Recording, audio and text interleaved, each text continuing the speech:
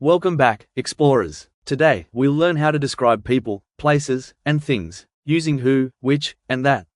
Let's unlock this new key together. We use who to describe people, which to describe things, and that to describe both people and things, especially in speaking. That's the boy who won the race. I like the book which you gave me. It's the movie that we watched yesterday. Let's fix these sentences together. Not I have a friend he loves soccer, but I have a friend who loves soccer. Not that's a pen I use every day, but that's a pen that I use every day.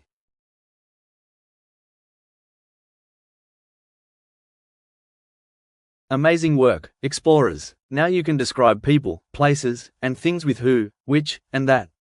Keep practicing, and unlock your next grammar key soon.